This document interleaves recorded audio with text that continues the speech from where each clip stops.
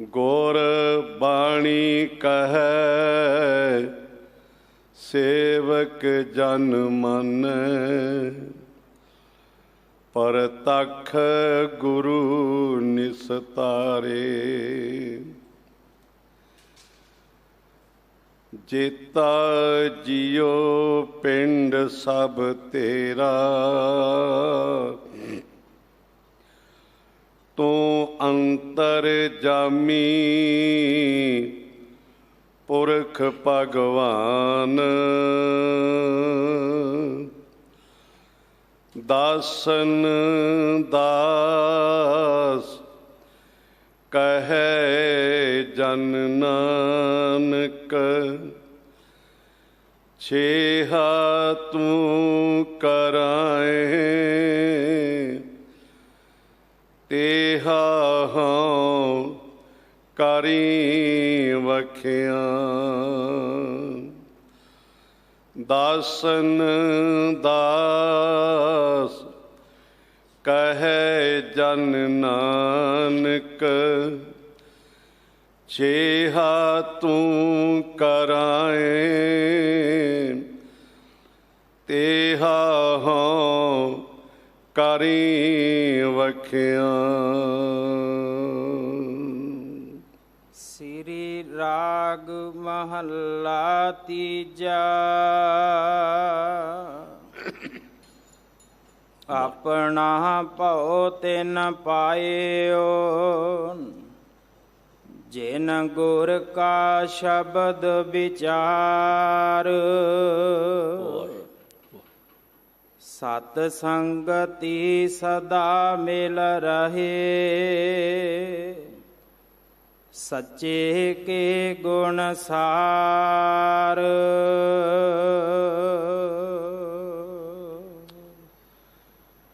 वाहिगुरु जी का खालसा, वाहिगुरु जी की फतेह। पतत पावन कृपा निदान भगत वत्सल, ज्योति स्वरूप सर्व शक्तिमान मुक्ति दाते, रूहानियत दे मुजस्मे कलयुग दे बोहित, जुगो जोगे अटल साहिब श्री गुरु ग्रंथ साहिब जी दी पावन पवित्र गोद विच सजी होई सतगुरां दी साजी निवाजी साध संगत जी, आप जी वडभागी हो। बाला प्रीतम साहिब श्री गुरु हरकृष्ण साहिब जी, तिन्हां दे महान पावन पवित्र स्थान गुरुद्वारा श्री बंगला साहिब विखे अमृत वेले तो समय समय अनुसार गुरु हजूर सज के गुरु की अमृतमय बाणी आशा की वार दे शब्द कीर्तन, गुरु के महान कीर्तनियों की रसना तो सरवण कर रहे सी। उपरंत सतगुरां ने अपार बख्शिश की, जो लड़ीवार कथा साहिब श्री गुरु ग्रंथ साहिब जी दी प्रारंभ है, उसके मूल रूप दे पाठ सत्कारयोग सिंह साहिब ज्ञानी रणजीत सिंह जी की रसना तो आप जी ने सरवण कीते हन, और जिसकी विचार करन दे लई सतगुरां ने अपार बख्शिश करके सुभाव बख्शिश कीता है, सुभाग बख्शिश कीता है। आप सतगुरु जी आप रहमत करके अपनी विचार करवा लैन।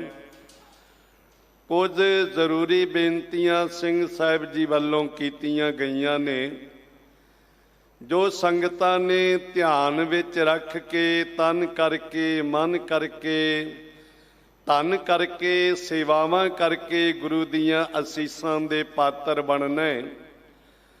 दातार पातशाह ने अपार बख्शिश की, रहमत की। अज दो पावन पवित्र महान दिहाड़े सतगुरां ने बख्शिश कीते। चौथे स्वरूप गुरु नानक निरंकारी दे धन धन गुरु रामदास जी ਧੰਨ ਧੰਨ ਰਾਮਦਾਸ ਗੁਰ ਜਿਨ ਸਿਰਿਆ ਤਿਨੈ ਸਵਾਰਿਆ।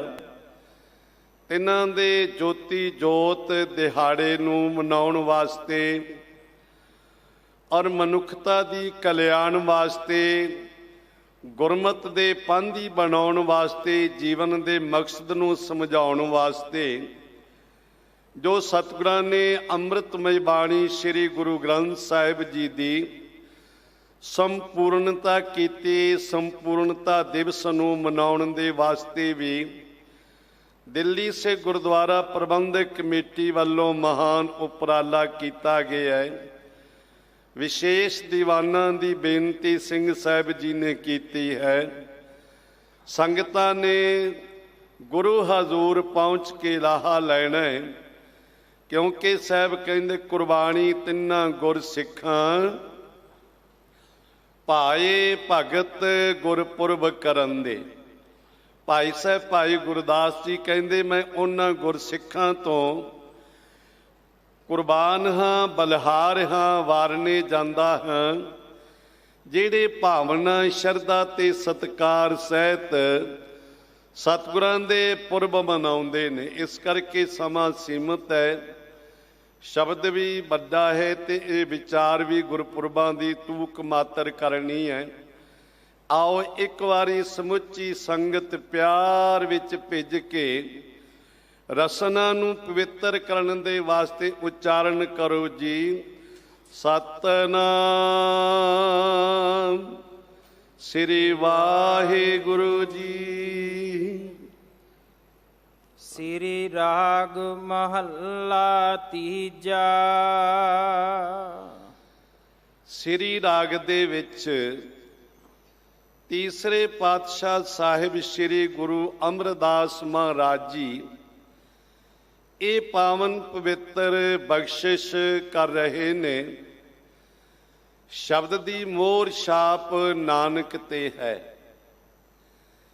ਸਤਿਗੁਰੂ ਗੁਰੂ ਗ੍ਰੰਥ ਸਾਹਿਬ ਜੀ ਤਿੰਨ ਸਰੂਪ ਆਪ ਜੀ ਦੀਦਾਰ ਕਰਦੇ ਹੋ, ਜਿਨ੍ਹਾਂ ਨੂੰ ਪਹਿਲੇ ਸਰੂਪ ਭਾਈ ਗੁਰਦਾਸ ਜੀ ਵਾਲੀ ਬੀੜ ਕਿਹਾ ਜਾਂਦਾ ਹੈ, ਜੋ ਪੰਚਮ ਪਾਤਸ਼ਾਹ ਸਾਹਿਬ ਸ੍ਰੀ ਗੁਰੂ ਅਰਜਨ ਦੇਵ ਮਹਾਰਾਜ ਜੀ ਨੇ ਜੋ ਪਾਵਨ ਪਵਿੱਤਰ ਪਹਿਲਾ ਪ੍ਰਕਾਸ਼ ਦਿਹਾੜਾ ਆਪ ਜੀ ਨੇ ਕੱਲ ਮਨਾਇਆ। ਬਹੁਤ ਹੀ ਸ਼ਰਧਾ ਨਾਲ ਸੰਗਤਾਂ ਨੇ ਹਾਜ਼ਰੀਆਂ ਭਰੀਆਂ ਨੇ। ਇਸ ਦੇ ਵਿੱਚ 30 ਰਾਗ ਨੇ।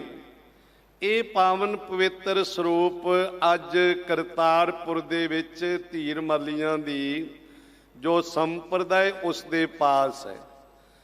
ਦੂਸਰੇ ਸਰੂਪ ਨੇ ਜਿਨ੍ਹਾਂ ਨੂੰ ਭਾਈ ਬੰਨੋ ਵਾਲੀ ਬੀੜ ਕਿਹਾ ਜਾਂਦਾ ਹੈ, ਜੋ ਮਾਂਗਟ ਨਿਵਾਸੀ ਗੁਜਰਾਤ ਦੇ ਰਹਿਣ ਵਾਲੇ, ਜਿਸ ਭਾਈ ਬੰਨੋ ਨੂੰ ਪੰਚਮ ਪਾਤਸ਼ਾਹ ਜੀ ਨੇ ਇਹ ਮਹਾਨ ਕਾਰਜ ਸੌਂਪਿਆ ਤੇ ਲਾਹੌਰ ਤੋਂ ਅੰਮ੍ਰਿਤਮਈ ਬਾਣੀ ਜੋ ਪੋਥੀ ਦੇ ਰੂਪ ਵਿੱਚ ਸੀ ਜਿਲਦ ਬਣਾਉਣ ਵਾਸਤੇ ਭੇਜਿਆ। ਪਰ ਵਿਦਵਾਨਾਂ ਦੇ ਵੱਖਰੇ ਵੱਖਰੇ ਖਿਆਲ ਨੇ, ਉਹਨਾਂ ਨੇ ਲਿਖਾਰੀ ਲਾ ਕੇ ਤੇ ਇਸ ਦੇ ਇੱਕ ਸਰੂਪ ਹੋਰ ਤਿਆਰ ਕਰ ਲਿਆ ਜੋ ਸਤਿਗੁਰਾਂ ਦੇ ਹਜ਼ੂਰ ਪੇਸ਼ ਕੀਤਾ।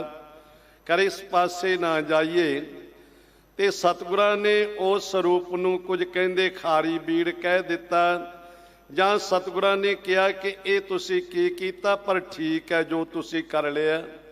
ਉਹ ਸਰੂਪ ਅੱਜ ਵੀ ਗੁਜਰਾਤ ਦੇ ਵਿੱਚ ਉਹ ਮੰਗਟ ਨਿਵਾਸੀ ਉਸ ਦੀ ਸੰਪਰਦਾਇ ਦੇ ਕੋਲ ਹੈ।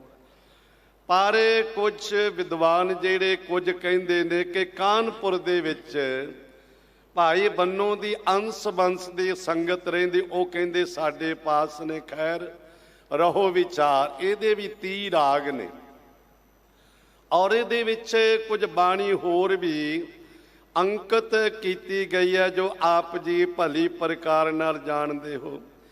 ਤੀਸਰੇ ਸਰੂਪ ਨੇ ਭਾਈ ਮਨੀ ਸਿੰਘ ਜੀ ਲਿਖਾਰੀ ਲਾ ਕੇ ਗੁਰਦੇਵ ਪਾਤਸ਼ਾਹ ਗੁਰੂ ਗੋਬਿੰਦ ਸਿੰਘ ਸਾਹਿਬ ਜੀ ਨੇ ਆਤਮਿਕ ਬਲ ਆਪਣੇ ਕੰਠੋਂ ਉਚਾਰਨ ਕੀਤੇ। ਭਾਈ ਮਨੀ ਸਿੰਘ ਜੀ ਲਿਖਾਰੀ ਲੱਗੇ, ਜਿਸ ਨੂੰ ਅਸੀਂ ਦਮਦਮਾ ਸਾਹਿਬ ਵਾਲੀ ਬੀੜ ਕਹਿੰਦੇ ਹਾਂ। ਉਹ ਦਮਦਮਾ ਸਾਹਿਬ ਵਾਲੀ ਬੀੜ 1818 ਵਿੱਚ ਕੋਪਰ ਹੀੜੇ ਦੇ ਅਸਥਾਨ ਤੇ ਬਹੁਤ ਵੱਡਾ ਘੱਲੂਘਾਰਾ ਹੋਇਆ, ਖਾਲਸੇ ਪੰਥ ਦੇ ਹੱਥੋਂ ਜਾਂਦੀ ਰਹੀ। ਪਰ ਉਸ ਤੋਂ ਪਹਿਲੋਂ ਬਹੁਤ ਸਾਰੇ ਉਤਾਰੇ ਹੋ ਚੁੱਕੇ ਸਨ। ਇਸੇ ਬੀੜ ਨੂੰ ਸ੍ਰੀ ਹਜ਼ੂਰ ਸਾਹਿਬ ਵਿਖੇ ਗੁਰਦੇਵ ਪਾਤਸ਼ਾਹ ਨੇ ਗੁਰਤਾ ਗੱਦੀ ਬਖਸ਼ਿਸ਼ ਕੀਤੀ। ਇਹਦੇ ਵਿੱਚ 31 ਰਾਗ ਨੇ ਔਰ ਇਹਦੇ ਵਿੱਚ ਗੁਰੂ ਤੇਗ ਬਹਾਦਰ ਸਾਹਿਬ ਜੀ ਦੀ ਵੀ ਬਾਣੀ ਪਾਤਸ਼ਾਹ ਗੁਰੂ ਗੋਬਿੰਦ ਸਿੰਘ ਸਾਹਿਬ ਜੀ ਨੇ ਅੰਕਿਤ ਕੀਤੀ। ਇਸ ਦੇ ਕਾਰਨ ਸੀ ਕਿ ਜਿਸ ਸਮੇਂ ਆਨੰਦਪੁਰ ਸਾਹਿਬ ਦੀ ਪਾਵਨ ਧਰਤੀ ਤੇ ਸਿੱਖ ਨੇ ਤਾੜਨਾ ਕਰਵਾਈ, ਜਿਸ ਨੇ ਪੜ੍ਹਿਆ ਕਿ ਕਰਤੇ ਕੀ ਮਿਤ ਕਰਤਾ ਜਾਣੇ, ਕੀ ਜਾਣੇ ਗੁਰਸੂਰਾ ਖਿਮਾ ਕਰਨੀ। ਸਤਿਗੁਰਾਂ ਨੇ ਤਾੜਨਾ ਕਰਵਾਈ ਸੀ ਕਿ ਕੈ ਸ਼ਬਦ ਦੀ ਜਗ੍ਹਾ ਕੇ ਕਿਉਂ ਪੜ੍ਹਿਆ, ਕਿਉਂਕਿ ਗੁਰਬਾਣੀ ਦੇ ਵਿੱਚ ਲਗਾ ਮਾਤਰਾ ਜਿਹੜੀਆਂ ਨੇ ਇਹ ਬਹੁਤ ਧਿਆਨ ਮੰਗਦੀਆਂ ਨੇ। ਜਿਵੇਂ ਜਪਜੀ ਸਾਹਿਬ ਜੀ ਦੀ ਅੰਮ੍ਰਿਤਮਈ ਬਾਣੀਆਂ ਨੇ, ਜਪ ਜਿੱਥੋਂ ਸ਼ੁਰੂ ਹੁੰਦੀ ਗੁਰੂ ਗ੍ਰੰਥ ਸਾਹਿਬ ਦਾ ਸਰੂਪ। ਸਿੱਖ ਦੇ ਨਿਤਨੇਮ ਦੀ ਪਹਿਲੀ ਬਾਣੀ ਜਪ ਹੈ। ਜਪ ਦੇ ਵਿੱਚ ਜਿੰਨੇ ਅੱਖਰ ਨੇ ਓਨੀਆਂ ਹੀ ਲਗਾ ਮਾਤਰਾ ਨੇ। ਇਹ ਵਿਦਵਾਨਾਂ ਨੇ ਆਪ ਵਿਚਾਰ ਪ੍ਰਗਟ ਕੀਤੇ ਨੇ। ਭਾਵ ਜਿੰਨੇ ਅੱਖਰ ਓਨੀਆਂ ਹੀ ਲਗਾ ਮਾਤਰਾ, ਤਾਂ ਕਿ ਸਿੱਖ ਦਾ ਧਿਆਨ ਇੱਧਰ ਉੱਧਰ ਨਾ ਭਟਕੇ, ਕੋਈ ਲਗ ਮਾਤਰ ਰਹਿ ਨਾ ਜਾਏ। ਜੇ ਲਗ ਮਾਤਰ ਕੋਈ ਰਹਿ ਗਈ, ਅਰਥ ਦਾ ਅਨਰਥ ਹੋ ਜਾਏਗਾ ਤੇ ਪਾਠ ਅਸ਼ੁੱਧ ਪੜ੍ਹਿਆ ਜਾਏਗਾ। ਇਸ ਕਰਕੇ ਸਿੱਖਾਂ ਦੀ ਬੇਨਤੀ ਕੀਤੀ ਸਾਹਿਬ ਜੀ, ਇਸ ਕਰਕੇ ਸਾਨੂੰ ਆਪ ਜੀ ਕਿਰਪਾ ਕਰਕੇ ਇਸ ਦੇ ਅਰਥ ਸਮਝਾ ਦਿਓ। ਤੇ ਸਤਿਗੁਰਾਂ ਨੇ ਕਿਹਾ ਜਿਸ ਸਮੇਂ ਸਮਾਂ ਲੱਗੇਗਾ ਜੰਗਾਂ ਯੁੱਧਾਂ ਤੋਂ ਉਪਰੰਤ ਤੁਹਾਨੂੰ ਅਰਥ ਸਮਝਾਵਾਂਗੇ। ਜਦੋਂ ਦਮਦਮਾ ਸਾਹਿਬ ਦੇ ਅਸਥਾਨ ਤੇ ਪਹੁੰਚੇ ਪਾਤਸ਼ਾਹ ਜੀ, ਕਮਰ ਕੱਸਾ ਖੋਲਿਆ ਸਤਿਗੁਰਾਂ ਨੇ ਗੁਰਦੁਆਰਾ ਜੰਡ ਸਾਹਿਬ ਜੀ ਦੇ ਅਸਥਾਨ ਤੇ। ਉੱਥੇ ਫਿਰ ਪਾਤਸ਼ਾਹ ਜੀ ਨੇ ਭਾਈ ਮਨੀ ਸਿੰਘ ਜੀ ਨੂੰ ਲਿਖਾਰੀ ਲਾ ਕੇ ਆਪਣੇ ਕੰਠੋਂ ਆਤਮਿਕ ਬਲ ਦੇ ਨਾਲ ਜੋ ਪੰਚਮ ਪਾਤਸ਼ਾਹ ਨੇ ਬਾਣੀ ਉਚਾਰਨ ਕੀਤੀ, ਉਹ ਬਾਣੀ ਜਿਉਂਦੀ ਤਿਉਂ ਉਚਾਰਨ ਕੀਤੀ। ਗੁਰੂ ਤੇਗ ਬਹਾਦਰ ਸਾਹਿਬ ਜੀ ਦੀ ਬਾਣੀ ਅੰਕਿਤ ਕਰਵਾਈ। ਨਾਲੇ ਫਿਰ ਸਾਰੇ ਸਿੰਘਾਂ ਨੂੰ ਅਰਥ ਪੜ੍ਹਾਏ ਤੇ ਅਰਥ ਪੜ੍ਹਨ ਵਾਲੇ 48 ਸਿੰਘ ਜਿਹੜੇ ਸੀ ਉਹ ਵਿਸ਼ੇਸ਼ ਕਰਕੇ ਵਧੇ ਮੁਕਤ ਸੀ, ਜਿਹਦੇ ਵਿੱਚੋਂ ਧੰਨ ਧੰਨ ਬਾਬਾ ਦੀਪ ਸਿੰਘ ਜੀ ਤੇ ਭਾਈ ਮਨੀ ਸਿੰਘ ਜੀ ਸ਼ਹੀਦ, ਇਹ 2 ਟਕਸਾਲਾਂ ਚੱਲੀਆਂ ਨੇ। ਭਾਈ ਮਨੀ ਸਿੰਘ ਜੀ ਨੂੰ ਉਸ ਸਮੇਂ ਤੇ ਉੱਥੇ ਲਿਖਾਰੀ ਲਾਇਆ ਗਿਆ। ਇਹ ਕੋਈ ਸਿੱਖ ਨਾ ਅੱਜ ਦਾ ਤੇ ਨਾ ਪੁਰਾਤਨ ਸਿੱਖ, ਚਾਹੇ ਅੱਜ ਦੇ ਪੜ੍ਹੇ ਲਿਖੇ ਵਿਦਵਾਨ ਜਿਹੜੇ ਉਹ ਲੈ ਲਓ ਤੇ ਚਾਹੇ ਪੁਰਾਤਨ ਜਿਹੜੇ ਸਿੰਘ ਨੇ, ਇਹ ਕੋਈ ਦਾਵਾ ਨਹੀਂ ਕਰ ਸਕਦਾ ਕਿ ਮੈਂ ਗੁਰੂ ਗ੍ਰੰਥ ਸਾਹਿਬ ਜੀ ਦੇ ਜੋ ਪਾਵਨ ਪਵਿੱਤਰ ਬਚਨ ਨੇ ਉਹਨਾਂ ਦਾ ਸਹੀ ਅਰਥ ਕਰ ਸਕਦਾ ਹਾਂ। ਇਹ ਕੋਈ ਨਹੀਂ ਕਹਿ ਸਕਦਾ ਕਿ ਮੇਰੇ ਅਰਥ ਨਿਰਣੇ ਅਰਥ ਨੇ ਜਾਂ ਇਸ ਤੋਂ ਬਾਅਦ ਕੋਈ ਅਰਥ ਨਹੀਂ ਕਰ ਸਕੇਗਾ। ਇਹ ਤੇ ਸਤਿਗੁਰੂ ਪਾਤਸ਼ਾਹ ਜੀ ਨੇ ਬਚਨ ਵੀ ਕਹੇ ਨੇ, ਗੁਰੂ ਹਰਗੋਬਿੰਦ ਸਾਹਿਬ ਨੇ, ਜਿਨ੍ਹਾਂ ਦੇ ਦਸਖਤ ਨੇ ਹਰਤਾਕਸ਼ਿਸ਼ ਨੇ ਕਰਤਾਰਪੁਰ ਵਾਲੀ ਬੀੜ ਦੇ ਉੱਤੇ। ਸੰਗਤਾਂ ਨੇ ਬੇਨਤੀ ਕੀਤੀ, ਸਾਹਿਬ ਜੀ ਆਪ ਜੀ ਕਿਰਪਾ ਕਰਕੇ ਸਾਨੂੰ ਜਪਜੀ ਸਾਹਿਬ ਜੀ ਦੇ ਅਰਥ ਸਮਝਾਓ। ਤੇ ਪਾਤਸ਼ਾਹ ਗੁਰੂ ਹਰਗੋਬਿੰਦ ਸਾਹਿਬ ਜੀ ਨੇ ਲਗਾਤਾਰ 1 ਮਹੀਨਾ ਜਪ ਬਾਣੀ ਦੇ ਅਰਥ ਸੰਗਤਾਂ ਨੂੰ ਸਰਵਣ ਕਰਵਾਏ ਤੇ ਸੰਪੂਰਨਤਾ ਤੇ ਕਹਿਣ ਲੱਗੇ ਕਿ ਸਾਧ ਸੰਗਤ ਜੀ, ਅਸੀਂ ਸੰਪੂਰਨਤਾ ਵਿੱਚ ਅਰਥ ਨਹੀਂ ਕਰ ਸਕੇ। ਇਸ ਬਾਣੀ ਦੇ ਅਰਥ ਕੇਵਲ 2 ਹੀ ਜਾਣ ਸਕਦੇ ਨੇ, ਇੱਕ ਤੇ ਨਾਨਕ ਨਿਰੰਕਾਰੀ ਗੁਰੂ ਨਾਨਕ ਸਾਹਿਬ ਜੀ ਤੇ ਜਾਂ ਅਕਾਲ ਪੁਰਖ ਜਾਣਦੇ ਨੇ। ਇਸ ਕਰਕੇ ਇਹਦਾ ਅਰਥ ਕੋਈ ਦਾਵਾ ਨਹੀਂ ਕਰ ਸਕਦੇ ਕਿ ਮੈਂ ਬਿਲਕੁਲ ਸਹੀ ਅਰਥ ਕੀਤੇ ਨੇ। ਹਾਂ, ਇਹ ਜ਼ਰੂਰ ਹੈ ਕਿ ਦੁਨੀਆ ਦੇ ਜਿਤਨੇ ਵੀ ਧਾਰਮਿਕ ਗ੍ਰੰਥ ਨੇ, ਉਹਨਾਂ ਧਾਰਮਿਕ ਗ੍ਰੰਥਾਂ ਵਿੱਚੋਂ ਖਿਮਾ ਕਰ ਦੇਣੀ, ਸਵਾਮੀ ਰਾਮ ਤੀਰਥ ਦੰਡੀ ਨਿਵਾਸੀ ਨੇ ਇਹ ਆਪਣੇ ਸ਼ਬਦ ਕਹੇ ਸਰਬੋਤਮ ਗ੍ਰੰਥ ਗੁਰੂ ਗ੍ਰੰਥ। ਉਹਨਾਂ ਨੇ ਕਿਹਾ ਕਿ ਸਰਬੋਤਮ ਗ੍ਰੰਥ ਜਿਤਨੇ ਵੀ ਗ੍ਰੰਥ ਨੇ ਹੈ ਸਾਰੇ ਸਤਿਕਾਰਯੋਗ ਨੇ, ਪਰ ਸਾਰਿਆਂ ਤੋਂ ਸਰਬੋਤਮ ਗ੍ਰੰਥ ਗੁਰੂ ਗ੍ਰੰਥ ਸਾਹਿਬ ਜੀ ਹੈ। ਕਿਉਂਕਿ ਬਾਕੀ ਜਿਤਨੇ ਵੀ ਧਾਰਮਿਕ ਗ੍ਰੰਥ ਨੇ ਨਾ, ਉਹ ਪਰਮੇਸ਼ਰ ਦੀਆਂ ਗੱਲਾਂ ਕਰਦੇ ਨੇ ਤੇ ਗੁਰੂ ਗ੍ਰੰਥ ਸਾਹਿਬ ਜੀ ਇਹ ਪਰਮੇਸ਼ਰ ਨਾਲ ਗੱਲਾਂ ਕਰਦੇ ਨੇ। ਜਿਵੇਂ ਅੰਗਰੇਜ਼ੀ ਦੇ ਵਿੱਚ ਕਹਿ ਦਿੱਤਾ ਜਾਂਦਾ ਨਾ, other books talk of God, ਪਰ Guru Granth Sahib ji talk to God. ਇਹ ਸਿੱਧੀ ਗੁਰੂ ਦੇ ਨਾਲ ਗੱਲ ਕਰਦੇ ਨੇ। ਹੁਣ ਤੁਸੀਂ ਜਦੋਂ ਕਿਤੇ ਪਿਆਰ ਵਿੱਚ ਬੈਠੇ ਹੋਵੋ ਤੇ ਅੰਮ੍ਰਿਤਮਈ ਬਾਣੀ ਜਪ ਸ਼ੁਰੂ ਕਰ ਲਓ, ਨਿਤਨੇਮ ਦੀ ਬਾਣੀ। ਜਦੋਂ ਜਪ ਜੀ ਸਾਹਿਬ ਪੜ੍ਹਦੇ ਆ ਨੇ ਤੇ ਸਿੱਧੀਆਂ ਪਰਮੇਸ਼ਰ ਦੇ ਨਾਲ ਗੱਲਾਂ ਹੁੰਦੀਆਂ ਨੇ। ਸੁਖਮਨੀ ਸਾਹਿਬ ਪੜ੍ਹਦੇ ਹੋ ਤੇ ਐਉਂ ਲੱਗਦਾ ਹੈ ਕਿ ਜਿਵੇਂ ਸਰੀਰ ਸਾਡਾ ਇੱਥੇ ਹੈ ਤੇ ਆਤਮਾ ਨਿਰੰਕਾਰ ਦੇ ਦਰਵਾਜ਼ੇ ਤੇ ਪਹੁੰਚ ਗਈ ਹੈ। ਇਸ ਕਰਕੇ ਪੰਚਮ ਪਾਤਸ਼ਾਹ ਨੇ ਗੁਰੂ ਗ੍ਰੰਥ ਸਾਹਿਬ ਦੀ ਸੰਪਾਦਨਾ ਕੀਤੀ। ਗੁਰੂ ਗੋਬਿੰਦ ਸਿੰਘ ਸਾਹਿਬ ਜੀ ਨੇ ਸੰਪੂਰਨਤਾ ਕੀਤੀ, ਪਰ ਇਹ ਗੱਲ ਕਹੀ ਕਿ ਜਪਣਾ ਹੈ। ਕਿਸ ਨੂੰ ਜਪਣਾ ਹੈ? ਜਿਹੜਾ ਆਦ ਸੱਚ, ਜੁਗਾਦ ਸੱਚ, ਹੈ ਪੀ ਸੱਚ, ਨਾਨਕ ਹੋਸੀ ਭੇ ਸੱਚ। ਉਸ ਨੂੰ ਜਪਣਾ ਹੈ, ਉਸ ਮਾਲਕ ਨੂੰ ਜਪਣਾ ਹੈ। ਤੇ ਜਪਣਾ ਕਿਵੇਂ? ਇੱਕ ਦੂ ਜੀਭੋਂ ਲੱਖ ਹੋਏ, ਲੱਖ ਹੋਵੇ ਲੱਖ ਵੀਸ। ਇੱਕ ਤੋਂ ਕਰੋੜਾਂ ਜੀਭਾਂ ਹੋ ਜਾਣ ਤੇ ਕਰੋੜਾਂ ਵਾਰੀ ਉਸ ਮਾਲਕ ਦਾ ਨਾਮ ਜਪਣ, ਤਾਂ ਵੀ ਉਸ ਦੇ ਜਪ ਦਾ ਅੰਤ ਨਹੀਂ ਪਾਇਆ ਜਾ ਸਕਦਾ। ਤੇ ਜਿਸ ਸਮੇਂ ਭਾਈ ਸਾਹਿਬ ਭਾਈ ਮਨੀ ਸਿੰਘ ਜੀ ਲਿਖਾਰੀ ਦਮਦਮਾ ਸਾਹਿਬ ਜੀ ਦੇ ਪਾਵਨ ਪਵਿੱਤਰ ਸਥਾਨ ਤੇ ਧੰਨ ਧੰਨ ਸ੍ਰੀ ਗੁਰੂ ਗ੍ਰੰਥ ਸਾਹਿਬ ਦੀ ਅੰਮ੍ਰਿਤਮਈ ਬਾਣੀ ਲਿਖਣੀ ਆਰੰਭ ਕੀਤੀ। ਸਾਹਿਬੇ ਆਲਮ ਸਰਬੰਸਦਾਨੀ ਬਾਣੀ ਲਿਖਾ ਰਹੇ ਨੇ। ਭਾਈ ਮਨੀ ਸਿੰਘ ਜੀ ਲਿਖਾਰੀ ਨੇ। ਧੰਨ ਬਾਬਾ ਦੀਪ ਸਿੰਘ ਜੀ ਕਲਮਾਂ ਘੜ ਕੇ ਦਿੰਦੇ ਸਨ। ਗੁਰਦੁਆਰਾ ਲਿਖਣ ਸਰ ਆਪ ਜੀ ਦੀਦਾਰ ਕਰਦੇ ਹੋ। ਤੇ ਭਾਈ ਮਨੀ ਸਿੰਘ ਜੀ ਨੇ ਇਹ ਬਚਨ ਕਹੇ ਜਿਸ ਸਮੇਂ ਬਾਣੀ ਲਿਖ ਰਹੇ ਸਨ ਕਿ ਗੁਰੂ ਗ੍ਰੰਥ ਸਾਹਿਬ ਦੇ ਵਿੱਚ ਸਤਿਗੁਰਾਂ ਨੇ ਕੁਝ ਮਰਿਆਦਾਵਾਂ ਰੱਖੀਆਂ ਨੇ, ਕੁਝ ਇਹਤਿਆਤ ਵਰਤੇ ਨੇ। ਤੇ ਜਿਹੜੇ ਇਹਤਿਆਤ ਗੁਰਬਾਣੀ ਵਿੱਚ ਵਰਤੇ ਨੇ ਸਤਿਗੁਰੂ ਜੀ, ਉਹ ਤੇਰੇ ਖਾਲਸੇ ਵਿੱਚ ਜਿਹੜੀਆਂ ਬੰਦਿਸ਼ਾਂ ਕੀਤੀਆਂ ਉਹ ਨਾ ਹੋਣ। ਤੇਰੇ ਸਿੱਖ ਵਿੱਚ ਉਹ ਇਹਤਿਆਤ ਜਿਹੜੇ ਵਰਤਣੇ ਚਾਹੀਦੇ ਨੇ ਉਹ ਨਹੀਂ ਹੋਣੇ ਚਾਹੀਦੇ। 6 ਇਹਤਿਆਤ ਗੁਰੂ ਗ੍ਰੰਥ ਸਾਹਿਬ ਜੀ ਦੇ ਵਿੱਚ ਵਰਤੇ ਗਏ ਨੇ। ਸਮਾਂ ਬੜਾ ਸੀਮਤ ਹੈ। ਸਭ ਤੋਂ ਪਹਿਲਾਂ ਗੁਰੂ ਗ੍ਰੰਥ ਸਾਹਿਬ ਵਿੱਚ ਹਉ ਸ਼ਬਦ ਨਹੀਂ ਹੈ। ਹਉਮੈ ਨਹੀਂ ਆਉਣ ਦਿੱਤੀ, ਭਾਵ ਕਿ ਗੁਰੂ ਨਾਨਕ ਸਾਹਿਬ ਜੀ ਤੋਂ ਲੈ ਲਓ, ਚਾਹੇ ਗੁਰੂ ਅੰਗਦ ਸਾਹਿਬ ਜੀ, ਗੁਰੂ ਅਮਰਦਾਸ, ਗੁਰੂ ਰਾਮਦਾਸ ਮਹਾਰਾਜ ਜੀ, ਪੰਚਮ ਗੁਰਦੇਵ ਜੀ, ਗੁਰੂ ਤੇਗ ਬਹਾਦਰ ਸਾਹਿਬ ਜੀ, ਗੁਰੂ ਸਾਹਿਬਾਨਾਂ ਦੀ ਬਾਣੀ ਹੈ, ਭਗਤਾਂ ਦੀ ਬਾਣੀ ਹੈ। ਤੇ ਕਿਤੇ ਵੀ ਤੁਸੀਂ ਇਹ ਸ਼ਬਦ ਨਹੀਂ ਸੁਣੋਗੇ ਉਸ ਦੇ ਨਾਲ ਹਉਮੈ ਆਉਂਦੀ ਹੋਵੇ। ਦਾਸ ਸ਼ਬਦ ਵਰਤਿਆ ਗਿਆ ਹੈ। ਸਗੋਂ ਗੁਰੂ ਗ੍ਰੰਥ ਸਾਹਿਬ ਵਿੱਚ ਗੁਰੂ ਸਾਹਿਬਾਨਾਂ ਨੇ ਇਹ ਸ਼ਬਦ ਕਹਿ ਦਿੱਤੇ, ਹਮ ਦਾਸਨ ਦਾਸ ਕੀਜੈ ਪਨਹਾਰੀ, ਕਿ ਮੈਨੂੰ ਦਾਸਾਂ ਦਾ ਦਾਸ ਬਣਾ ਦੇ, ਉਹਨਾਂ ਦਾ ਵੀ ਪਾਣੀ ਭਰਨ ਵਾਲਾ ਬਣਾ ਦਿੱਤੇ। ਪੰਚਮ ਗੁਰਦੇਵ ਜੀ ਨੇ ਆਪਣੇ ਮੁਖਾਰਬਿੰਦ ਵਿੱਚੋਂ ਬਾਣੀ ਉਚਾਰਨ ਕੀਤੀ। ਤੇ ਇਹ ਨਹੀਂ ਕਿ ਆਪਣਾ ਨਾਮ ਕਿਤੇ ਲਿਖਿਆ ਹੋਵੇ। ਮੋਹਰ ਨਾਨਕ ਛਾਪ ਤੇ ਲਾਈ ਸਤਿਗੁਰੂ ਪਾਤਸ਼ਾਹ ਜੀ ਨੇ। ਇਸ ਕਰਕੇ ਕਿ ਸਿੱਖਾ ਤੇਰੇ ਵਿੱਚ ਹਉ ਨਹੀਂ ਆਉਣੀ ਚਾਹੀਦੀ। ਕੁਝ ਵੀ ਪ੍ਰਾਪਤ ਕਰਕੇ ਤੂੰ ਹਉਮੈ ਵਿੱਚ ਨਾ ਆਵੇਂ, ਕਿਉਂਕਿ ਹਉਮੈ ਹੀ ਆ ਜਿਹੜਾ ਦੁੱਖ ਦਾ ਕਾਰਨ ਹੈ। ਹਉਮੈ ਹੀ ਆ ਜਿਹੜੀ ਦੀਰਘ ਰੋਗ ਬਣਦੀ ਹੈ। ਹਉਮੈ ਹੀ ਆ ਜਿਹੜੀ ਤੈਨੂੰ ਸੰਗਤ ਵਿੱਚ ਬੈਠਣ ਨਹੀਂ ਦਿੰਦੀ। ਕਿਉਂਕਿ ਜਦੋਂ ਹਉਮੈ ਆ ਜਾਂਦੀ ਹੈ ਨਾ, ਫਿਰ ਸਾਡੇ ਵਿੱਚ ਮਲ ਵਿਖੇਪ ਤੇ ਅਵਰਣਤਾ, ਇਹ 3 ਤਰ੍ਹਾਂ ਦੀ ਮੈਲ ਸੰਗਤ ਵਿੱਚ ਬੈਠਿਆਂ ਵੀ ਸਾਡੇ ਵਿੱਚ ਆ ਜਾਂਦੀ ਆ। ਇਸ ਕਰਕੇ ਸਤਿਗੁਰਾਂ ਨੇ ਕਿਹਾ, ਸਿੱਖਾ ਤੇਰੇ ਵਿੱਚ ਹਉ ਨਹੀਂ ਆਉਣੀ ਚਾਹੀਦੀ।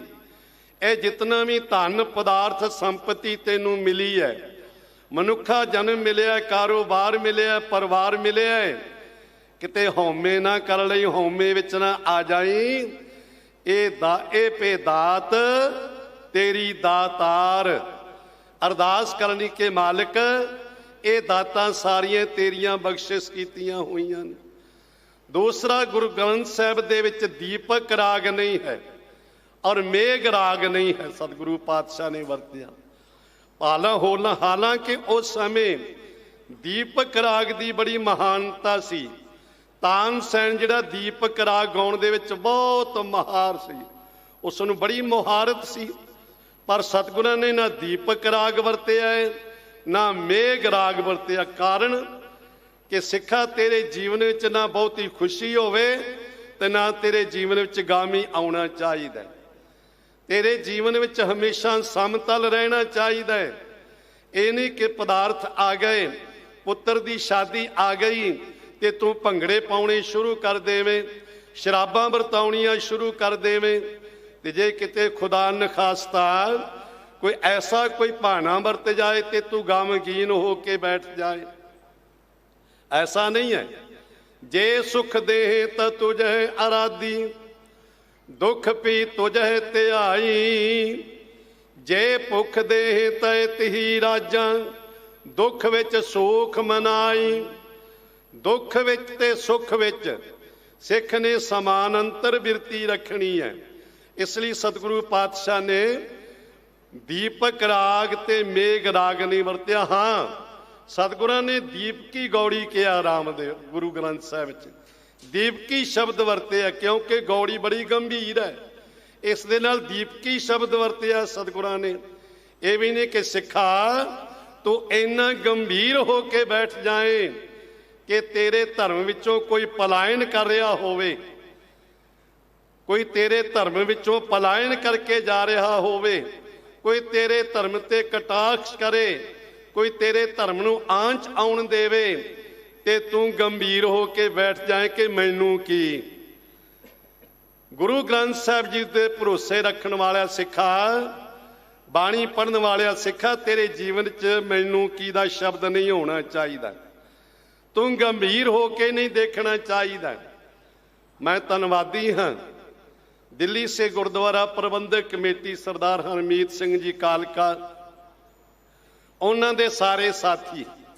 ਜਦੋਂ ਵੀ ਕੋਈ ਧਰਮ ਦੇ ਉੱਤੇ ਆਂਚ ਆਉਂਦੀ ਹੈ, ਚਾਹੇ ਉਹ ਪਾਕਿਸਤਾਨ ਦੀ ਗੱਲ ਹੈ ਤੇ ਚਾਹੇ ਕਿਸੇ ਹੋਰ ਕੰਟਰੀ ਦੀ ਗੱਲ ਹੈ, ਜਦੋਂ ਵੀ ਕਿਸੇ ਕਕਾਰ ਦੀ ਗੱਲ ਆਉਂਦੀ ਹੈ, ਕਿਤੇ ਦਸਤਾਰ ਦੇ ਸਤਿਕਾਰ ਦੀ ਗੱਲ ਆਉਂਦੀ ਹੈ, ਤੇ ਤੁਸੀਂ ਸੈਂਟਰ ਦੇ ਮਿਨਿਸਟਰਾਂ ਦੇ ਕੋਲ ਦਿੱਲੀ ਕਮੇਟੀ ਨੂੰ ਹਮੇਸ਼ਾ ਖੜਿਆਂ ਪਾਉਂਦੇ ਹੋ।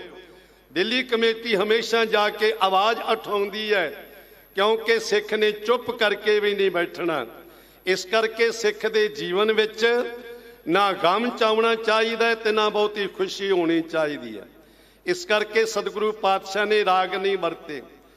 ਤੇ ਤੀਸਰੀ ਬੇਨਤੀ ਕਰਾਂ, ਸਮਾਂ ਬਹੁਤਾ ਨਹੀਂ ਹੈ, ਕਿ ਇਹਦੇ ਵਿੱਚ ਗੁਰੂ ਗ੍ਰੰਥ ਸਾਹਿਬ ਦੇ ਵਿੱਚ ਵਿਤਕਰਾ ਨਹੀਂ ਆਉਣ ਦਿੱਤਾ। ਸਤਿਗੁਰੂ ਪਾਤਸ਼ਾਹ ਨੇ ਵਿਤਕਰਾ ਨਹੀਂ ਕੀਤਾ ਕਿਸੇ ਨਾਲ ਵੀ, ਚਾਹੇ ਉਹ ਕਿਸੇ ਪ੍ਰਾਂਤ ਦਾ ਹੈ, ਕਿਸੇ ਨਸਲ ਦਾ ਹੈ, ਕਿਸੇ ਰੂਪ ਦਾ ਹੈ, ਕਿਸੇ ਰੰਗ ਦਾ ਹੈ, ਕਿਸੇ ਵੀ ਧਰਮ ਦਾ ਹੈ, ਕਿਸੇ ਵਰਨ ਦਾ ਹੈ।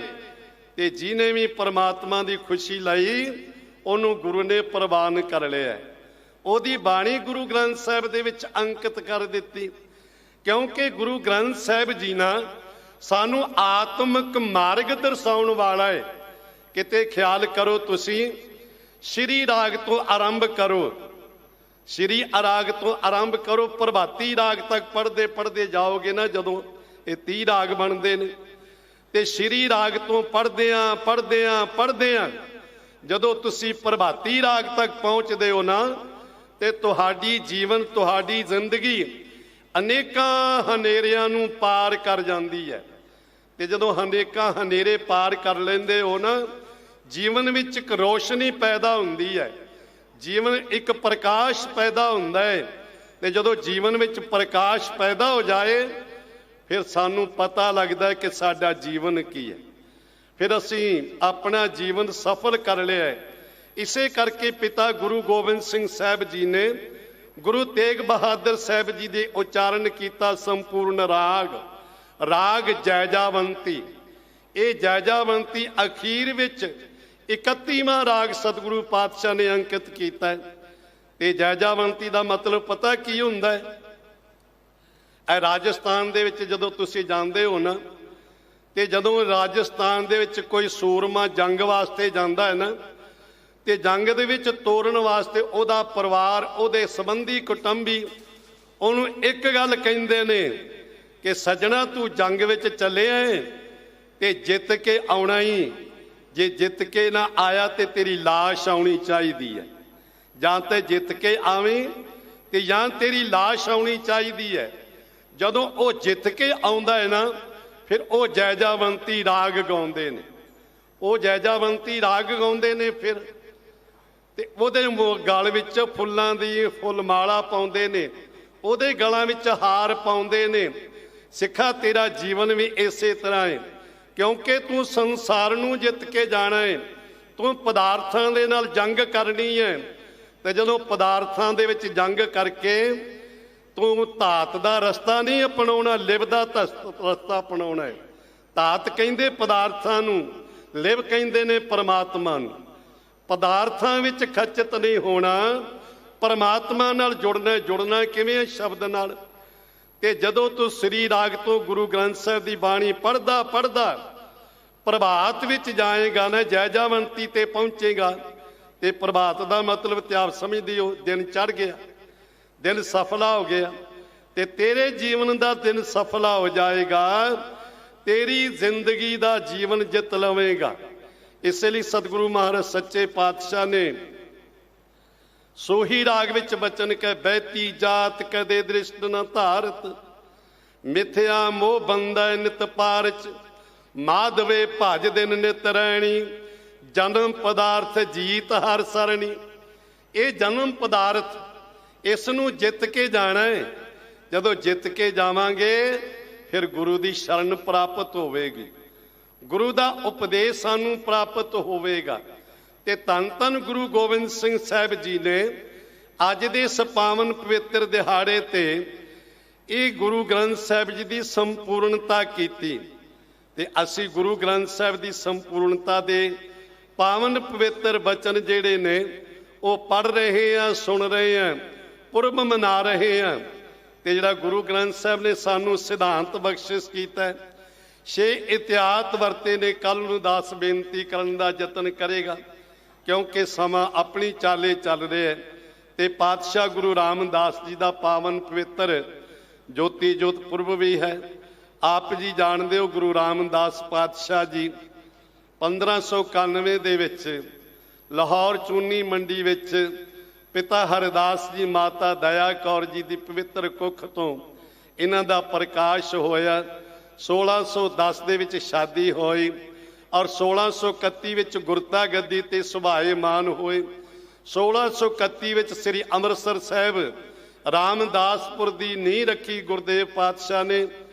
ਤੇ 1638 ਦੇ ਵਿੱਚ ਪਾਤਸ਼ਾਹ ਗੁਰੂ ਰਾਮਦਾਸ ਜੀ ਜੋਤੀ ਜੋਤ ਰਲੀ, ਸੰਪੂਰਨ ਥੀਆ ਰਾਮ।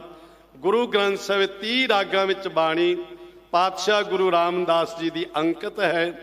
ਤੇ ਗੁਰੂ ਰਾਮਦਾਸ ਜੀ ਨੇ ਇੱਕ ਬੇਨਤੀ ਕੀਤੀ, ਸਾਨੂੰ ਸਮਝਾਇਆ ਹੈ। ਅਸੀਂ ਹਮੇਸ਼ਾ ਬੇਨਤੀ ਕਰਨੀ, ਸਤਿਗੁਰੂ ਜੀ ਹਮ ਰੁਲਤੇ ਫਿਰਤੇ ਕੋਈ ਬਾਤ ਨਾ ਪੁੱਛਤਾ, ਗੁਰ ਸਤਿਗੁਰ ਸੰਗ ਕੀਰੇ ਹਮ ਥਾਪੇ। ਸਤਿਗੁਰੂ ਸਾਡੇ ਤੇ ਰਹਿਮਤ ਕਰਨ, ਬਖਸ਼ਿਸ਼ ਕਰਨ। ਆਓ ਜੋ ਅਖਰੀ ਵਿਚਾਰ ਹੈ ਸਰਵਣ ਕਰਨ ਦਾ ਯਤਨ ਕਰੀਏ ਜੀ। ਆਪਣਾ ਭਉ ਤਿਨ ਪਾਇਓ, ਜਿਨ ਗੁਰ ਕਾ ਸ਼ਬਦ ਵਿਚਾਰ।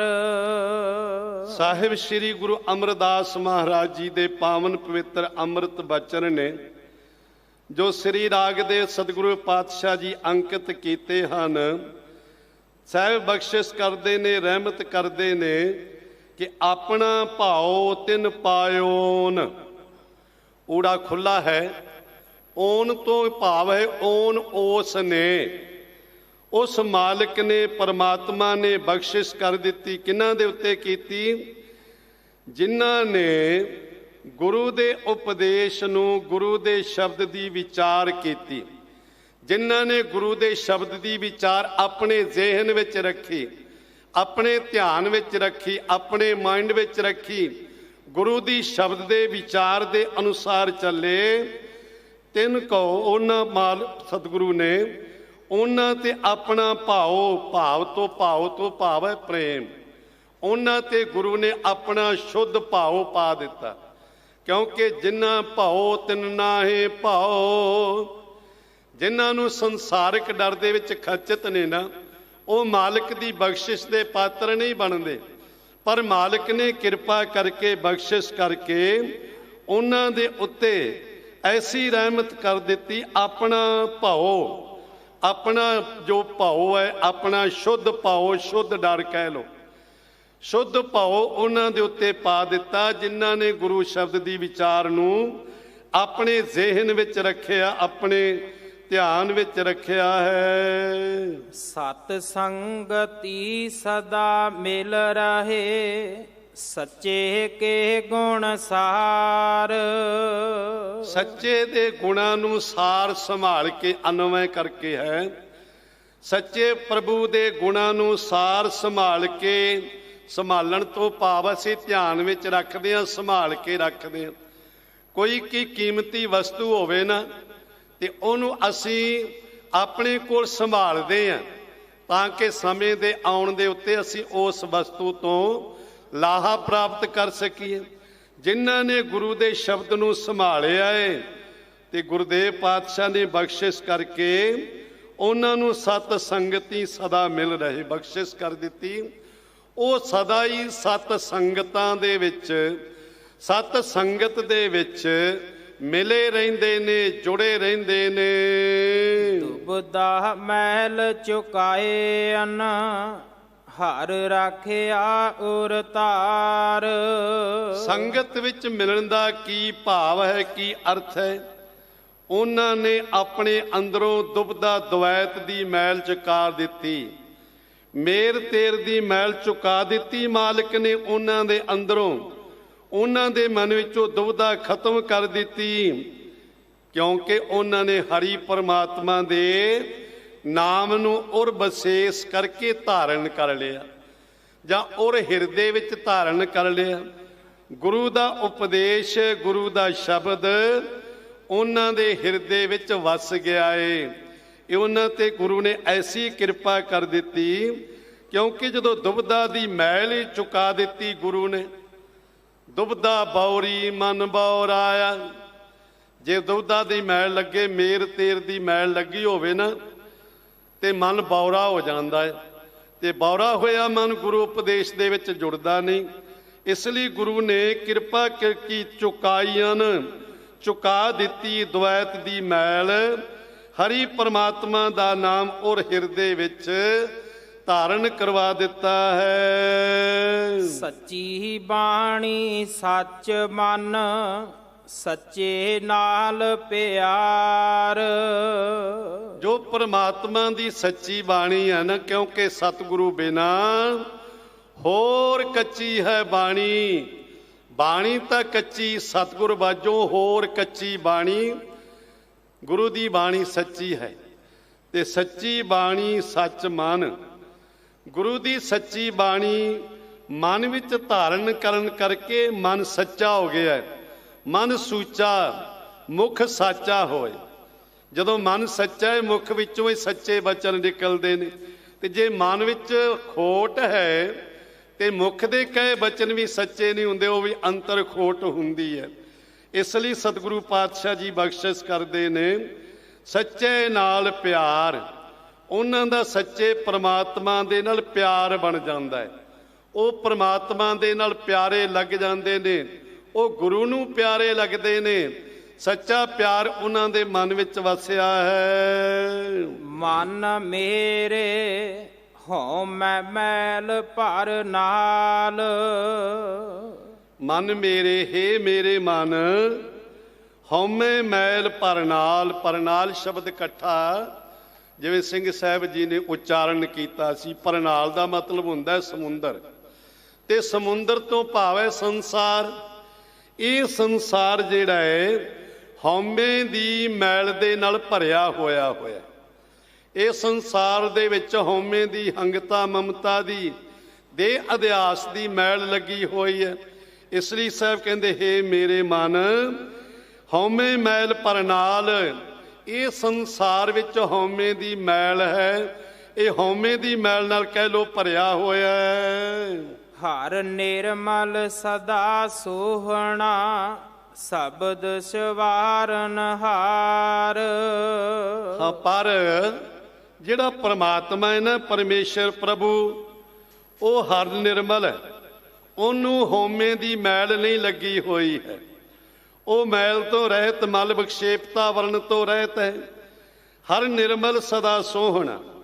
ਉਹ ਹਮੇਸ਼ਾ ਨਿਰਮਲ ਹੈ। ਨਿਰਮਲ ਹੋਣ ਕਰਕੇ ਸੋਹਣਾ ਹੈ। ਅਸੀਂ ਸਰੀਰ ਕਰਕੇ ਭਾਵੇਂ ਕਿਤਨੇ ਵੀ ਆਪਣੇ ਆਪ ਨੂੰ ਸੁੰਦਰ ਕਹਾ ਲਈਏ, ਪਰ ਸਾਡੇ ਅੰਦਰ ਹਉਮੈ ਦੀ ਮੈਲ ਹੈ। ਹਉਮੈ ਦੀ ਮੈਲ ਦੇ ਕਾਰਨ ਸਾਡਾ ਜਿਹੜਾ ਸਰੂਪ ਦਿਸਦਾ ਹੈ, ਇਹ ਵਾਸਤਵ ਦੇ ਵਿੱਚ ਹੈ ਨਹੀਂ, ਤੇ ਜੋ ਅਸੀਂ ਹਾਂ ਉਹ ਦਿਖਾਈ ਨਹੀਂ ਦਿੰਦਾ ਹੈ। ਇਸ ਲਈ ਕਾਮ ਕ੍ਰੋਧ ਦੋਏ ਵਸੇ ਚੰਡਾਲ, ਇਹ ਪਾਤਸ਼ਾਹ ਨੇ ਅੰਮ੍ਰਿਤਮਈ ਬਾਣੀ ਦੇ ਵਿੱਚ ਐਸੇ ਬਚਨ ਕਹੇ ਨੇ। ਪਰ ਪਰਮਾਤਮਾ ਨਿਰਮਲ ਹੈ, ਉਹ ਹਉਮੈ ਦੀ ਮੈਲ ਤੋਂ ਰਹਿਤ ਹੈ, ਇਸ ਲਈ ਸਦਾ ਸੋਹਣਾ ਹੈ। ਅਤ ਪ੍ਰੀਤਮ ਮਨ ਮੋਹਣਾ, ਕਟ ਸੋਹਣਾ ਪ੍ਰਾਣ ਆਧਾਰਾ ਰਾਮ। ਉਹ ਪ੍ਰਾਣਾਂ ਦਾ ਆਸਰਾ ਹੈ, ਹਮੇਸ਼ਾ ਸੋਹਣਾ ਹੈ, ਹਉਮੈ ਦੀ ਮੈਲ ਤੋਂ ਰਹਿਤ ਨਿਰਮਲ ਹੈ, ਕਿਉਂਕਿ ਸ਼ਬਦ ਸਵਾਰਨਹਾਰ। ਇਸ ਲਈ ਭਲਿਆ ਸ਼ਬਦ ਦੇ ਰਾਹੀਂ ਗੁਰੂ ਤੈਨੂੰ ਵੀ ਸਵਾਰਨਹਾਰ ਹੈ, ਤੈਨੂੰ ਵੀ ਸਵਾਰ ਦੇਵੇਗਾ। ਜਦੋਂ ਤੂੰ ਗੁਰੂ ਦੇ ਸ਼ਬਦ ਨਾਲ ਜੁੜ ਜਾਏਗਾ, ਤੇਰੇ ਅੰਦਰੋਂ ਵੀ ਮੈਲ ਹਉਮੈ ਦੀ ਕੱਟੀ ਜਾਏਗੀ, ਕਿਉਂਕਿ ਹਉਮੈ ਨਾਵੈ ਨਾਲ ਵਿਰੋਧ ਹੈ। ਦੋਏ ਨਾ ਬਸੈ ਇਕ ਠਾਏ। ਜੇ ਨਾਮ ਹੈ ਤੇ ਮੈਲ ਨਹੀਂ ਰਹੇਗੀ, ਜਿੱਥੇ ਮੈਲ ਉੱਥੇ ਨਾਮ ਨਹੀਂ ਵਸਦਾ। ਗੁਰੂ ਕਿਰਪਾ ਕਰਕੇ ਸ਼ਬਦ ਦੇ ਨਾਲ ਇਹ ਜੀਵਨ ਸਵਾਰਨ ਵਾਲਾ ਹੈ। ਰਹਾਉ ਸੱਚਾ ਸ਼ਬਦ ਮਨ ਮੋਹਿਆ, ਪ੍ਰਭ ਆਪੇ ਲਏ ਮਿਲਾਏ। ਬਖਸ਼ਿਸ਼ ਕਰਦੇ ਨੇ ਸਤਿਗੁਰੂ ਜੀ ਵਿਸਰਾਮ ਦੇ ਕੇ। ਸੱਚੇ ਸ਼ਬਦ ਦੇ ਰਾਹੀਂ ਮਨ ਮੋਹਿਆ, ਮਨ ਮੋਹਿਆ ਗਿਆ ਹੈ, ਸ਼ਬਦ ਦੇ ਅਧੀਨ ਹੋ ਗਿਆ ਹੈ, ਕਿਉਂਕਿ ਪ੍ਰਭੂ ਨੇ ਕਿਰਪਾ ਕਰਕੇ ਆਪੇ ਲਏ ਮਿਲਾਏ। ਤੇ ਜਿਨ੍ਹਾਂ ਦਾ ਮਨ ਸ਼ਬਦ ਦੇ ਨਾਲ ਮੋਹਿਆ ਗਿਆ ਨਾ, ਸ਼ਬਦ ਦੇ ਨਾਲ ਜੁੜ ਗਿਆ, ਜਿਨ੍ਹਾਂ ਦਾ ਮਨ, ਉਹਨਾਂ ਨੂੰ ਗੁਰੂ ਆਪੇ ਹੀ ਆਪਣੇ ਨਾਲ ਮਿਲਾ ਲੈਂਦਾ, ਮਿਲਾ ਲੈਂਦਾ ਹੈ। ਆਪਣੀ ਅਭੇਦਤਾ ਬਖਸ਼ਿਸ਼ ਕਰ ਦਿੰਦਾ ਹੈ, ਆਪਣੇ ਸਰੂਪ ਦੀ ਲਖਤਾ ਕਰਵਾ ਦਿੰਦਾ ਹੈ। ਅਨ ਦਿਨ ਨਾਮੇ ਰਤਿਆ, ਜੋਤੀ ਜੋਤ ਸਮਾਏ। ਜਿਨ੍ਹਾਂ ਨੂੰ ਗੁਰੂ ਆਪਣੇ ਨਾਲ ਮਿਲਾ ਲੈਂਦਾ ਹੈ, ਉਹਨਾਂ ਦੀ ਕੀ ਨਿਸ਼ਾਨੀ ਹੈ? ਤੇ ਸਾਹਿਬ ਜੀ ਕਹਿੰਦੇ, ਉਹ ਅਨ ਦਿਨ ਤੇ ਰਾਤ, ਅੱਠੇ ਪਹਿਰ ਸਵਾਸ ਕਰਕੇ ਨਾਮੇ ਰਤਿਆ। ਨਾਮੇ ਨਾਮ ਦੇ ਵਿੱਚ ਰਤੇ ਰਹਿੰਦੇ ਨੇ, ਨਾਮ ਦੇ ਵਿੱਚ ਰੰਗੇ ਰਹਿੰਦੇ ਨੇ। ਇਹ ਨਹੀਂ ਕਿ ਉਹਨਾਂ ਦਾ ਪਰਿਵਾਰ ਨਹੀਂ, ਉਹਨਾਂ ਦਾ ਕਾਰੋਬਾਰ ਨਹੀਂ। ਐਸੇ ਬਹੁਤ ਸਾਰੇ ਗੁਰਸਿੱਖਾਂ ਦੇ ਜੀਵਨ ਨੇ ਜਿਹੜੇ ਪਰਿਵਾਰ ਵਿੱਚ ਰਹਿੰਦੇ ਆ, ਕਾਰੋਬਾਰ ਵਿੱਚ ਰਹਿੰਦੇ ਆ, ਸੰਸਾਰ ਵਿੱਚ ਰਹਿੰਦੇ ਆ, ਆਪਣੇ ਮਨ ਦੀ ਲਿਵ ਹਮੇਸ਼ਾ ਹੀ ਨਾਮ ਦੇ ਵਿੱਚ ਜੋੜੀ ਰੱਖਦੇ ਨੇ। ਭਾਈ ਤਲੋਕਾ ਜੀ ਵਰਗੇ, ਭਾਈ ਰਾਮਾ ਜੀ ਵਰਗੇ, ਇਸ ਤਰ੍ਹਾਂ ਦੇ ਅਨੇਕਾਂ ਗੁਰਸਿੱਖ ਨੇ। ਤੇ ਸਤਿਗੁਰੂ ਕਹਿੰਦੇ, ਜਿਹੜੇ ਅਣਦਿਨ ਦਿਨ ਤੇ ਰਾਤ ਨਾਮੇ ਰਤਿਆ, ਨਾਮ ਵਿੱਚ ਰਤੇ ਰਹਿੰਦੇ ਨੇ, ਉਹ ਫਿਰ ਮਾਲਕ ਦੀ ਜੋਤ ਦੇ ਵਿੱਚ ਜੋਤੀ ਸਮਾ ਜਾਂਦੇ। ਉਹ ਅਭੇਦਤਾ ਪ੍ਰਾਪਤ ਹੋ ਜਾਂਦੀ ਹੈ। ਜਿਉਂ ਜਲ ਮੈਂ ਜਲ ਪੈਸ ਨਾ ਨਿਕਸੈ, ਤਿਉਂ ਢੁਰ ਮਿਲਿਓ ਜਲਾਹ ਦੀ ਬਖਸ਼ਿਸ਼ ਹੋ ਜਾਂਦੀ ਹੈ। ਜੋਤੀ ਹੂੰ ਪ੍ਰਭ ਜਾਪਦਾ, ਬਿਨ ਸਤਿਗੁਰ ਬੂਝ ਨਾ ਪਾਏ। ਜੋਤੀ ਰਾਹੀਂ ਹੀ ਪ੍ਰਭੂ ਜਾਣਿਆ ਜਾਂਦਾ ਹੈ। ਉਹਦੀ ਜੋਤ ਪ੍ਰਕਾਸ਼ ਦੇ ਰਾਹੀਂ ਪ੍ਰਮਾਤਮਾ ਨੂੰ ਜਾਣਿਆ ਜਾਂਦਾ ਹੈ। ਇਸੇ ਕਰਕੇ ਪਿਤਾ ਗੁਰੂ ਗੋਬਿੰਦ ਸਿੰਘ ਸਾਹਿਬ ਜੀ, ਜੋ ਜੋਤ ਗੁਰੂ ਗ੍ਰੰਥ ਸਾਹਿਬ ਜੀ ਵਿੱਚ ਸੀ ਪ੍ਰਕਾਸ਼ਮਾਨ ਕੀਤੀ, ਉਹਨੂੰ ਮੱਥਾ ਟੇਕਿਆ, ਗੁਰਤਾ ਗੱਦੀ ਬਖਸ਼ਿਸ਼ ਕੀਤੀ ਸਤਿਗੁਰਾਂ ਨੇ। ਅਸੀਂ ਮੱਥਾ ਟੇਕਦੇ ਹਾਂ, ਪਰ ਇਹ ਜਿਹੜੀ ਹੈ ਨਾ, ਬਿਨ ਸਤਿਗੁਰ ਬੂਝ ਨਾ ਪਾਏ, ਬਿਨਾਂ ਸਤਿਗੁਰੂ ਤੋਂ ਇਹਦੀ ਸਮਝ ਨਹੀਂ ਪੈਂਦੀ। ਜਿਨ ਕਉ ਪੂਰਬ ਲਿਖਿਆ, ਸਤਿਗੁਰ ਭੇਟਿਆ ਤਿਨ ਆਏ। ਜਿਨ੍ਹਾਂ ਨੂੰ ਪੂਰਬਲੇ ਕਰਮ ਸਤਿਗੁਰਾਂ ਨੇ ਬਖਸ਼ਿਸ਼ ਕਰ ਦਿੱਤੇ, ਪੂਰਬ ਕਰਮ ਅੰਕੁਰ ਜਾ ਪ੍ਰਗਟੇ, ਭੇਟਿਓ ਪੁਰਖ ਰਸਕ ਬੈਰਾਗੀ। ਸਤਿਗੁਰ ਮਿਲਿਆ ਤਿਨ ਆਏ, ਉਹਨਾਂ ਨੂੰ ਸਤਿਗੁਰੂ ਮਿਲ ਪਿਆ, ਸਤਿਗੁਰੂ ਨਾਲ ਮਿਲਾਪ ਹੋ ਗਿਆ। ਭਾਵ ਕਿ ਉਹਨਾਂ ਨੇ ਪਰਮਾਤਮਾ ਦੀ ਅਭੇਦਤਾ ਨੂੰ ਪ੍ਰਾਪਤ ਕਰ ਲਿਆ। ਜੇ ਸੰਸਾਰ ਵਿੱਚ ਵਿਚਰਦੇ ਨੇ ਤੇ ਸਾਰਿਆਂ ਵਿੱਚ ਹੀ ਪਰਮਾਤਮਾ ਨੂੰ ਉਹ ਦੇਖਦੇ ਨੇ। ਘਟ ਘਟ ਮੈਂ ਹਰ ਜੂ ਵਸੈ, ਸੰਤਨ ਕਹਿਓ ਪੁਕਾਰ ਦੀ ਬਿਰਤੀ ਬਣ ਜਾਂਦੀ ਹੈ। ਬਿਨ ਨਾਵਹਿ ਸਭ ਡੁੰਮਣੀ, ਦੂਜੈ ਭਾਏ ਖੁਆਏ। ਕਿਉਂਕਿ ਪ੍ਰਮਾਤਮਾ ਦੇ ਨਾਮ ਤੋਂ ਬਿਨਾਂ ਸਾਰੀ ਡੁੰਮਣੀ ਤੋਂ ਭਾਵੰਦਾ ਦੁਬਦਾ ਦੇ ਵਿੱਚ, ਦਵੈਤ ਦੇ ਵਿੱਚ ਦੋ ਮਣੀ ਬਿਰਤੀ ਬਣ ਜਾਂਦੀ ਹੈ। ਭਾਵ ਕਿ ਉਹ ਦਵੈਤ ਦੇ ਵਿੱਚ ਫਸੇ ਹੋਏ ਨੇ, ਜਿਸ ਕਰਕੇ ਦੂਜੇ ਭਾਏ ਖੁਆਏ। ਦਵੈਤ ਵਿੱਚ ਲੱਗਣ ਕਰਕੇ ਉਹ ਖੁਆਰ ਹੁੰਦੇ ਨੇ। ਦਵੈਤ ਦੇ ਵਿੱਚ ਲੱਗਣ ਕਰਕੇ ਪਰਮਾਤਮਾ ਤੋਂ ਭੁੱਲੇ ਹੋਏ ਨੇ, ਸੰਸਾਰ ਦੇ ਵਿੱਚ ਖਚਤ ਨੇ।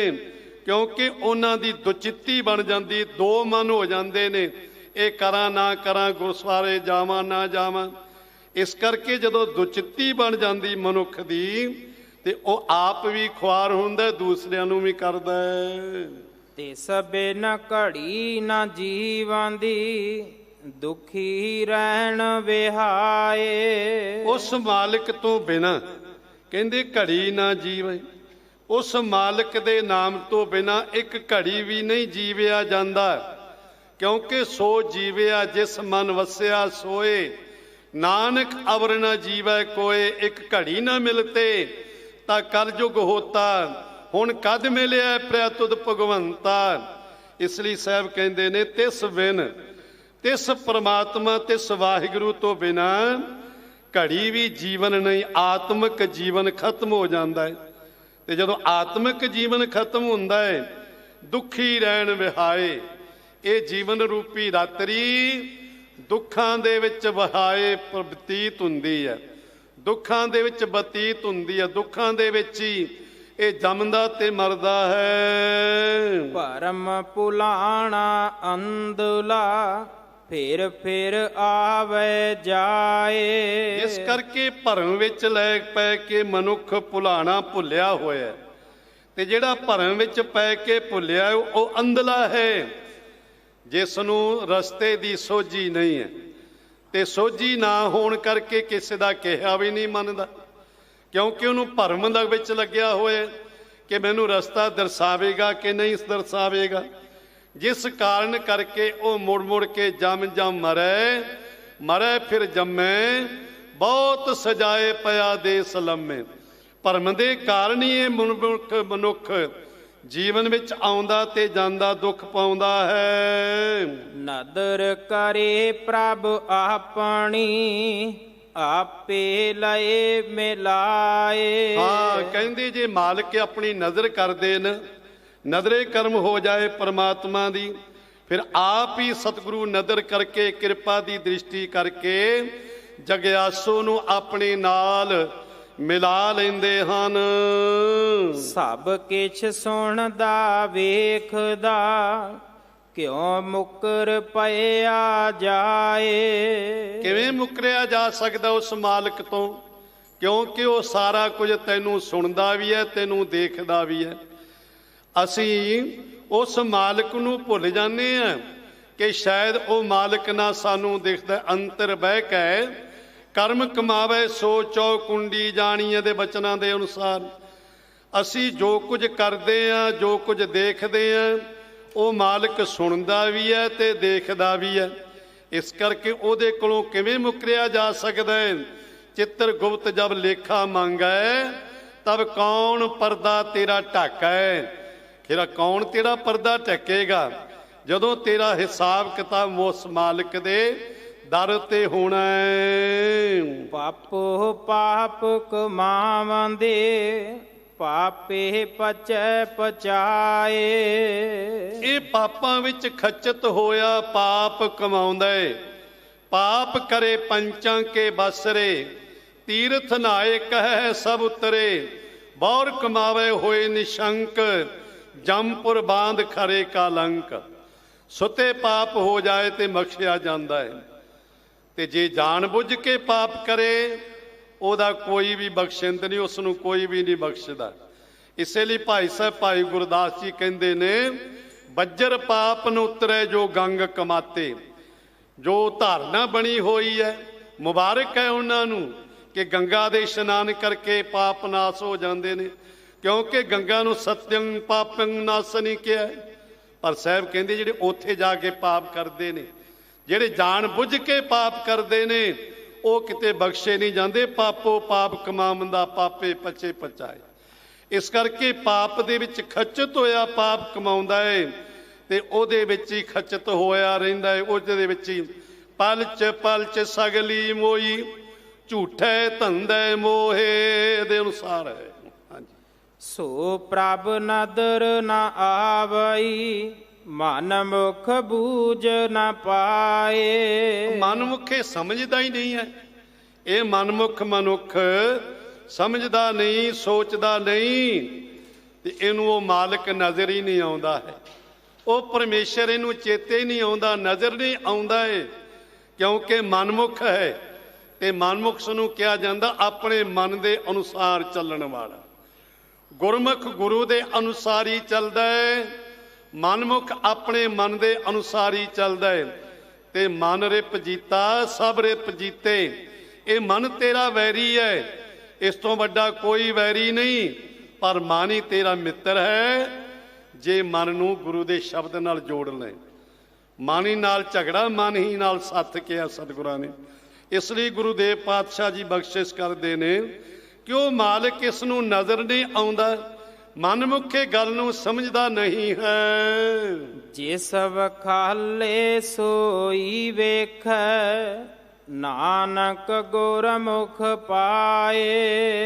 ਪਰ ਇਹਦੇ ਵਾਸਤੇ ਕਹਿੰਦੇ ਜਿਸ ਵਖਾਲੇ, ਜਿਸ ਨੂੰ ਉਹ ਮਾਲਕ ਪਰਮਾਤਮਾ ਵਿਖਾਲ ਦੇਵੇ ਉਹੀ ਵੇਖਦਾ ਏ, ਉਸੇ ਨੂੰ ਸਮਝ ਆਉਂਦੀ ਹੈ ਕਿ ਪਰਮਾਤਮਾ ਜ਼ਰਰੇ ਜ਼ਰਰੇ ਵਿੱਚ ਵਸਿਆ ਹੋਇਆ।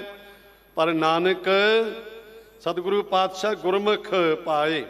ਸਾਹਿਬ ਕਹਿੰਦੇ ਨਾਨਕ ਹੈ ਨਾਨਕ ਗੁਰਮੁਖ ਗੁਰੂ ਦੇ ਦੁਆਰੇ, ਗੁਰੂ ਦੇ ਰਾਹੀਂ ਇਹ ਸਮਝ ਪੈਂਦੀ ਹੈ ਕਿ ਮਾਲਕ ਹੀ ਬਖਸ਼ਿਸ਼ ਕਰਦਾ ਸਾਰਿਆਂ ਦੇ ਉੱਤੇ। ਇਸ ਕਰਕੇ ਮਾਲਕ ਦੀ ਬਖਸ਼ਿਸ਼ ਦੇ ਪਾਤਰ ਬਣਨ ਵਾਸਤੇ ਆਪਣਾ ਜੀਵਨ ਮਾਲਕ ਨੂੰ ਸਮਰਪਣ ਕਰਨਾ ਹੈ, ਮਾਲਕ ਦੇ ਹੁਕਮ ਦੇ ਵਿੱਚ ਰਹਿਣਾ, ਮਾਲਕ ਦੇ ਅੱਗੇ ਅਰਦਾਸ ਕਰਨੀ ਹੈ। ਜੇ ਭੁੱਲੀ ਜੇ ਚੁੱਕੀ ਸਾਈਂ ਭੀ ਤਹਿੰ ਜੀ ਕਾਂਡੀਆ। ਮਾਲਕਾ ਜੇ ਭੁੱਲ ਗਏ ਆ, ਜੇ ਗਲਤੀ ਕਰਦੇ ਆ ਤੇਰੇ ਆ ਬਖਸ਼ ਲਈ। ਤੇ ਗੁਰੂ ਬਖਸ਼ ਲੈਂਦਾ ਜੇ ਅਸੀਂ ਚਤਰਾਈ ਸਿਆਣਪਾਂ ਕਰੀਏ, ਫਿਰ ਬਖਸ਼ਿਆ ਨਹੀਂ ਜਾਂਦਾ। ਸਤਿਗੁਰਾਂ ਨੇ ਅਪਾਰ ਬਖਸ਼ਿਸ਼ ਕੀਤੀ। ਇਹ ਪਾਵਨ ਪਵਿੱਤਰ ਉਪਦੇਸ਼ ਮਨ ਵਿੱਚ ਵਸਾਉਣ ਦਾ ਯਤਨ ਕਰੀਏ। ਸਤਿਗੁਰੂ ਰਹਿਮਤ ਕਰਨ, ਗੁਰੂ ਉਪਦੇਸ਼ ਸਾਡੇ ਮਨ ਵਿੱਚ ਵਸ ਜਾਏ। ਕੋਟਾਨ ਕੋਟ ਧੰਨਵਾਦ ਸ੍ਰੀ ਗੁਰੂ ਗ੍ਰੰਥ ਸਾਹਿਬ ਜੀ ਦਾ, ਦਿੱਲੀ ਸੇ ਗੁਰਦੁਆਰਾ ਪ੍ਰਬੰਧਕ ਕਮੇਟੀ ਕਾਲਕਾ ਜੀ, ਸਿੰਘ ਸਾਹਿਬ ਗਿਆਨੀ ਰਣਜੀਤ ਸਿੰਘ ਜੀ, ਸਮੁੱਚੇ ਸਟਾਫ ਦਾ, ਗੁਰੂ ਕੀ ਸੰਗਤ ਦਾ। ਸਤਿਗੁਰਾਂ ਨੇ ਰਹਿਮਤ ਕੀਤੀ, ਆਪਣੇ ਆਪ ਸਤਿਗੁਰੂ ਪਾਤਸ਼ਾਹ ਨੇ ਸ਼ਬਦ ਦੀ ਵਿਚਾਰ ਕਰਵਾਈ। ਹੋਈਆਂ ਭੁੱਲਾਂ ਨਾ ਚਿਤਾਰ ਦੋਏ ਬੁਲਾਓ ਜੀ। ਵਾਹਿਗੁਰੂ ਜੀ ਕਾ ਖਾਲਸਾ, ਵਾਹਿਗੁਰੂ ਜੀ ਕੀ ਫਤਿਹ।